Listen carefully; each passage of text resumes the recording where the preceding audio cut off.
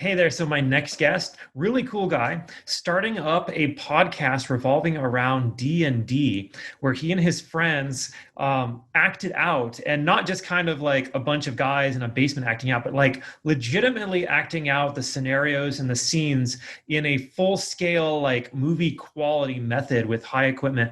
And like this was so cool and fascinating to be able to discuss this with him. And I can't wait for you guys to check it out.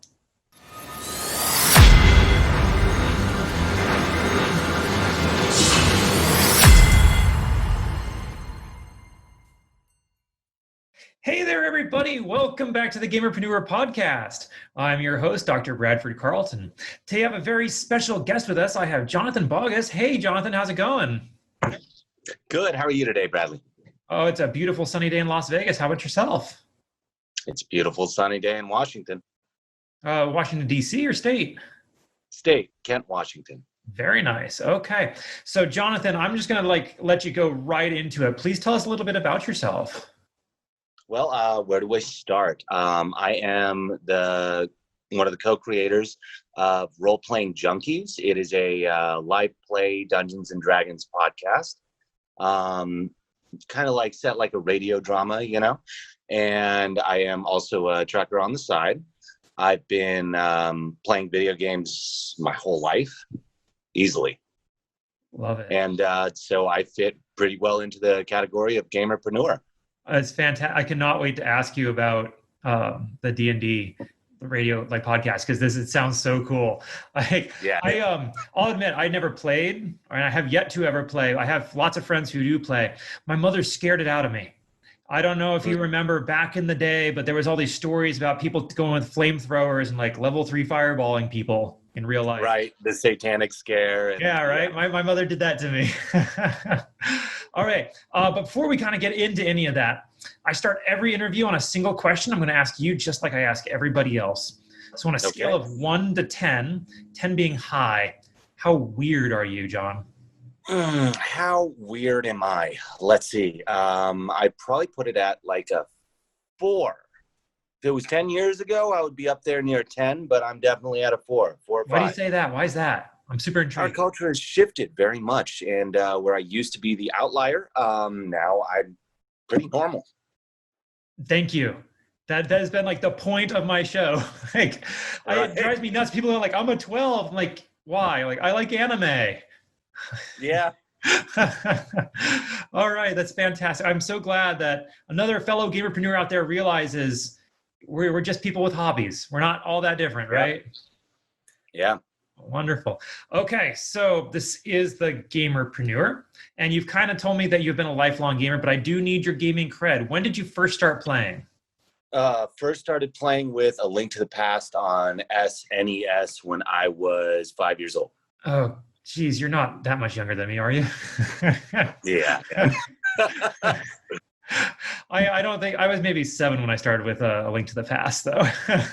All right. But that's cornerstone game right there. You can't get much better than that game. Yeah, Zelda has always been one of the the best games that ever comes out. You're always waiting for it. Whenever it comes out, you buy the new system for it. You have to. It's Zelda. Oh, absolutely, 100%. So how did it progress from there? So you started with the SNES, and then you progressed to flamethrowing people in life, right? Yeah, that was number one step. Just got out my flamethrower, started melting faces. Absolutely. Quick gateways. No, it went into, let's see, I moved into the N64 and started playing Smash Brothers. Of course, Smash Brothers, Captain Falcon, let's go. I think I really deeply got into games somewhere between the Game Boy Pokemon era and like the Super Smash Melee. Okay. Yeah, I will admit, I'm a sleeper Jigglypuff user. No one expects the Jigglypuff, and then like if you can play it well, you rock it. Oh, bro, Hungry Box has always been at the top. That guy's crazy. He's out of this world. So I go in there like, how do I play this game? I'll just choose Jigglypuff. Oh, that's great. That's great. Okay. So N64 led up to, where? Well, my brother built me one of my first computers soon after that. I got really into building PCs. I got into PC gaming. That was a lot of fun. And then from there, I really started moving into tabletop gaming, discovered D&D around 10 years old, because my brother had a knockoff version, and I forget, it was probably called Hero's Quest or something like that. Started playing that, then started getting into D&D with my school friends. And I don't know, I've been on and off. I've been playing video games for my entire life, but it's really been a fun time. I mean, I even did LARPing for a while. That was great. But I've definitely been really deep into that video gaming scene. Okay. Do you play anything today, or is it just mostly tabletop? This afternoon I was playing Skyrim. It's a 9-year-old game. Why not? Right. Still haven't beat it yet, right? Well, I've beat it a couple of times, but this time I wanted to go in with a different approach. I wanted to use pure destruction, see how far that would get me. Either I one-shot everything or everything one-shots me. I think the first time I played it, I went pure lightning build, and nice. Everything melts. You don't even collect the loot because it melts. Unlimited power. Pretty much. With the increased mana, just mana for whatever, just never run out. Yeah, dude. I'm having fun using my Emperor voice while playing Skyrim. It's great. Me and my wife play it all the time. Recently, I've been playing a lot of Ark, of course, Super Smash Ultimate. But life of a trucker, you get to work most of the days, and you still have about an hour or two to play video games every day. Okay, I got one last video game related question, then we'll kind of go into everything else. If you had to choose one game, favorite game of all time. See, okay, I've heard you ask this question before, and I have a counter to that. Can I bring a person or no? Oh yeah, of course. This isn't the Desert Island scenario. Game? This isn't Desert Island. This is just favorite of all time, because the Desert Island scenario takes totally different criteria into account. Okay, so if it's a multiplayer game, I have to split it up into two. If it's a multiplayer game and I had never played it before, I would choose Super Smash Brothers Melee. Okay. But if it's a single player game, I would choose Ark Survival Evolved. Okay, I love it. All right, so what's the name of your podcast again? Role Playing Junkies. Role Playing Junkies. And how did you decide to start that?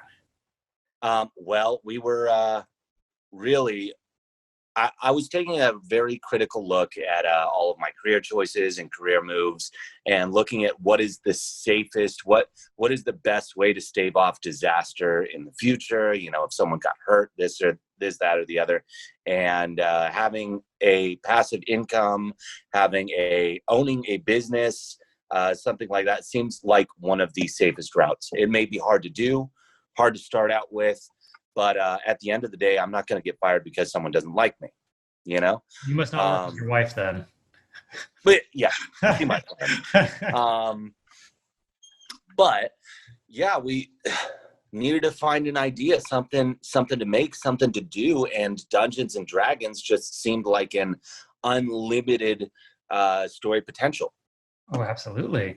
Oh, this is so fascinating because this is what I'm trying to do in the gaming space, right? I'm trying to get people to understand they don't have to have that 9 to 5. They don't have to just stream, because I think in the gaming space, there's that mindset, I have to either play video games or there's nothing else, right? Right. This is incredible. Can you walk me through how you made the decision to start?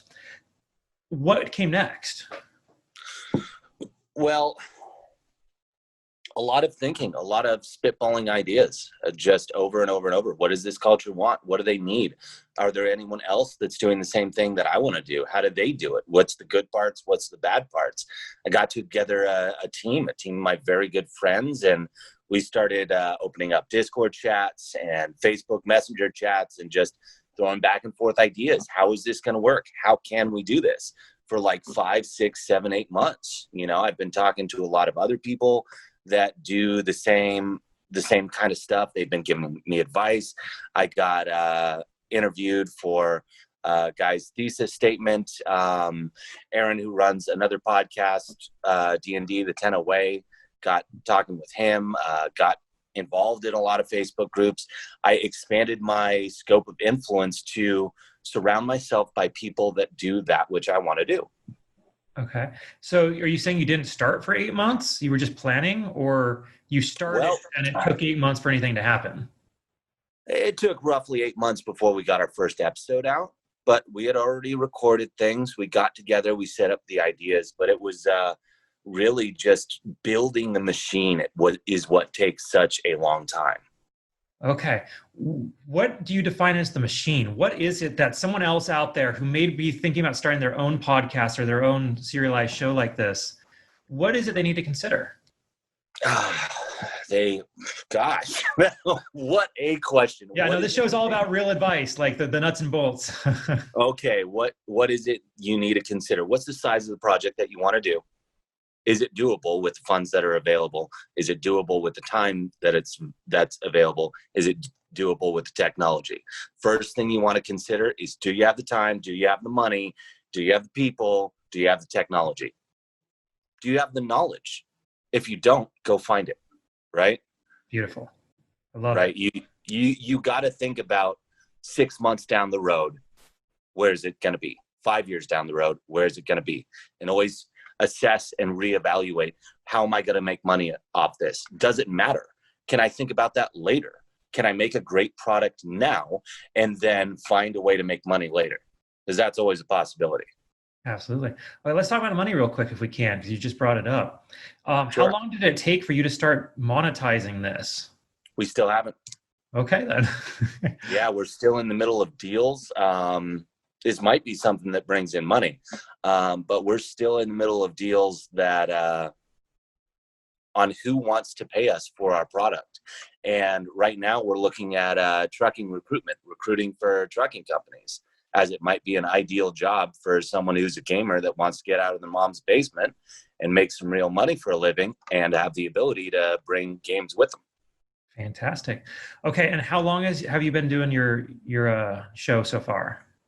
So we are on episode 4 right now. We're in the middle of production, and we've been doing it since October 5th of last year.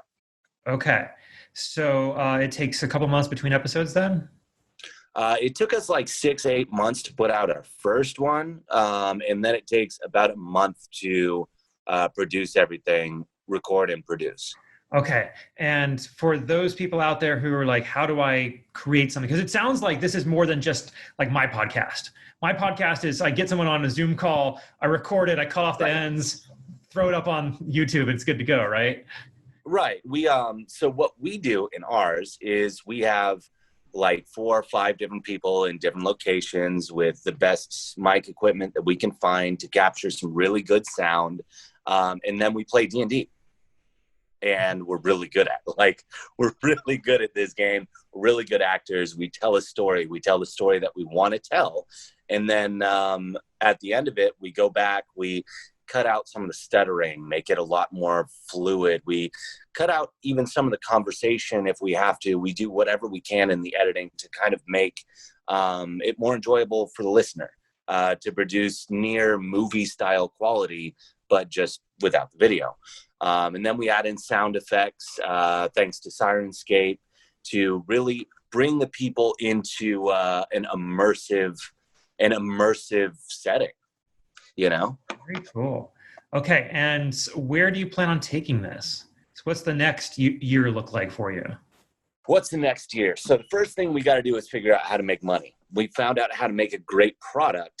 Next, we got to find out how to make money. As soon as we get that in and some money starts flowing, some viewers start coming up, because viewers are going to come. If you make a good enough product, people want to watch, people will watch it eventually. The next step is starting to make money. Once we start profiting, we've got about a 5-year plan if we start profiting.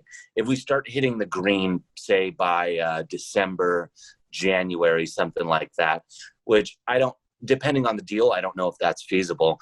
The next thing we're going to do is, I have a friend out in Montana who makes figurines, resin figurines, and he's going to start making figurines for our characters. so that we can use them as promotional pieces, maybe as we can even sell them paintable miniatures, of our characters. And people might want to have something like that. After that, we are going to, we're starting to make art. Our editor is also a very good artist. He's starting to make animated shorts of our podcast and like putting in the voices with the animation and things like that.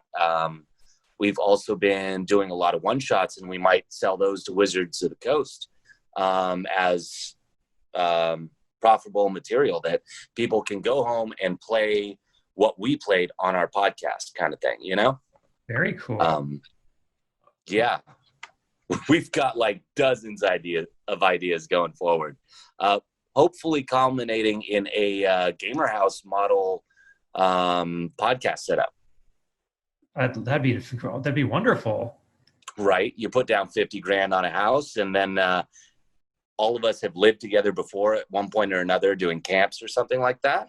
So we might all move into this house so that we can do live streaming and the podcast and YouTube and even do voice acting work on the side with a rent of like $200 a month. Okay. So it sounds like your team has different strengths. What is it you bring to the team? I'm the idea guy. I'm the guy that figures out where we should go next. I'm the guy that thinks up, for the most part, how this is going to make money, what we're going to do in the long run, what our next goals are.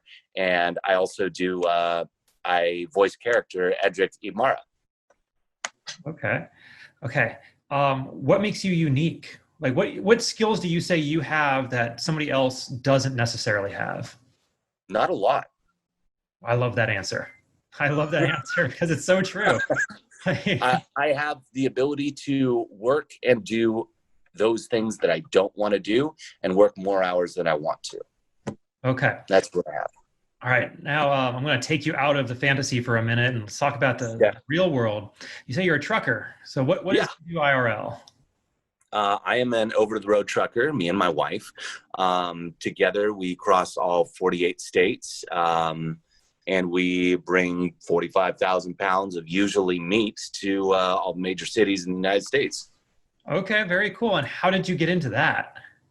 I got into it, well, I got married and I needed a job, and my job wasn't giving me enough money, and I didn't want to be away from my wife for 8-10 hours a day. So we looked for a career and found the ideal one, which is trucking, where we get to live in the same truck. And, I just studied up, studied for my CDL, found a major carrier that will buy me a CDL and give me training, and then worked for them. Okay. Is this a difficult field to get into? Is this something like heck no. Anybody can get into?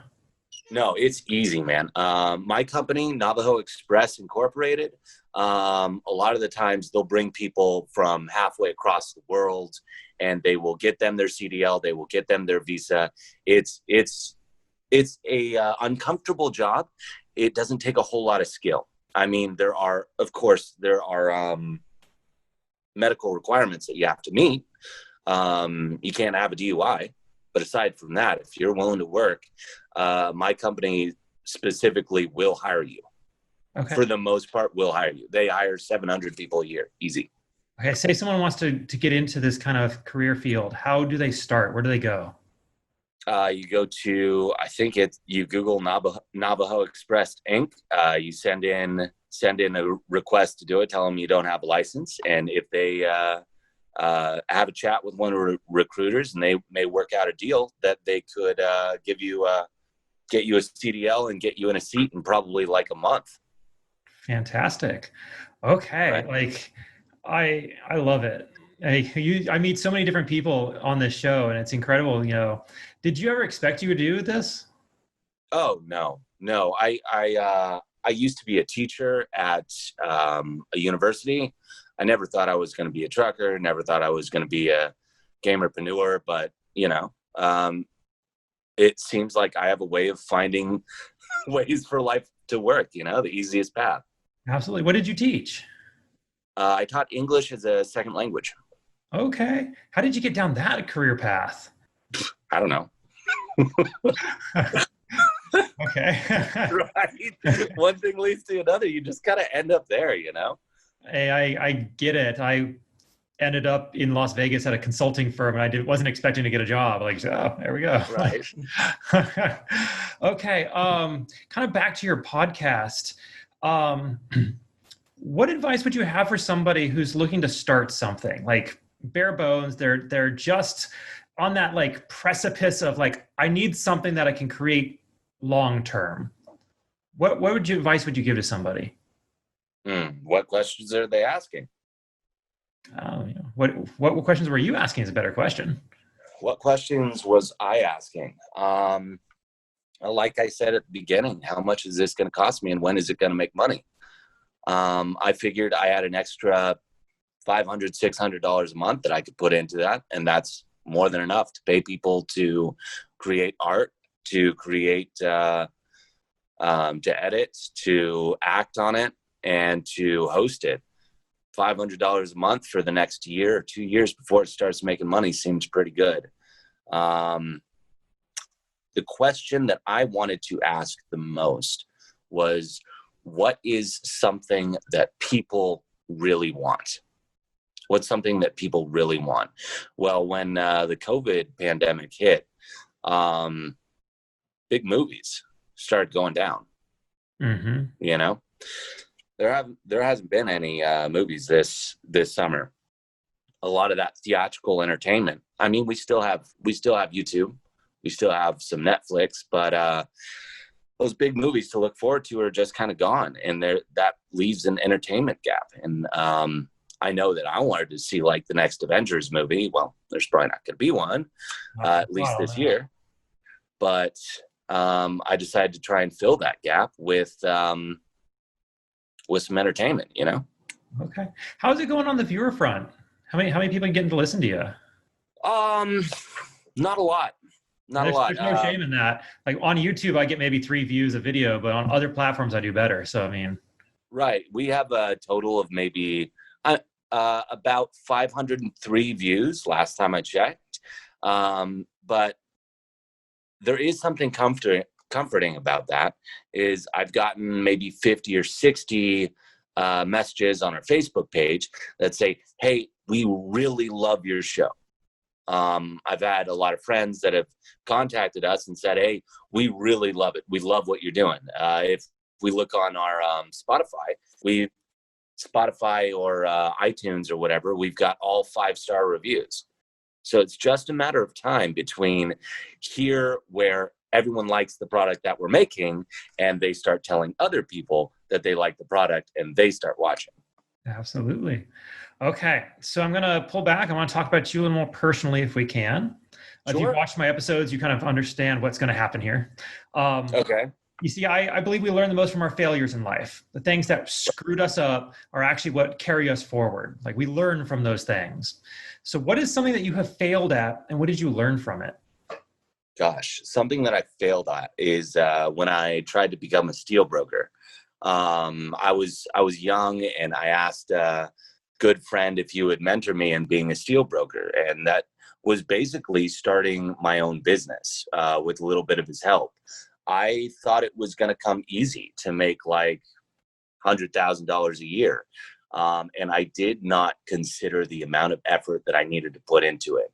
I spent a lot of my time playing League of Legends instead of studying books on steel and learning about the industry and watching YouTube videos doing that. I mean, I love gaming, but on a personal level, I didn't come prepared that I should have been. I wasn't willing to put in the work, and that was a big failure in my life. And I don't really want that to happen again. I want to be prepared. I want to put in the work, and I want to succeed at what I do. We don't like failing, but it should teach us something if we're paying attention. Certainly. But it sounds like it was simply a matter of focus. Your focus was not on the right place. But as soon as you realized you needed to change where your focus should be, it went there. It was too late. I missed that opportunity. Oh. Okay. Thank you for that answer. What is something you're working to improve on in yourself today? Today, what I'm really working on improving is trying to be kinder to people, because when your plate is so full, when you're working 14 to 16 hours a day, you get not the greatest sleep because we're sleeping on the road. It's really easy to let all of those little things be an excuse to be not as kind to people as I should be. But especially when, you've got a lot riding on you and stress is high, it's easy to be kind to people and treat them the way that they want to be treated when you're living a relaxed, carefree life. When you've got a lot riding on the line, you got a business that you got to keep up.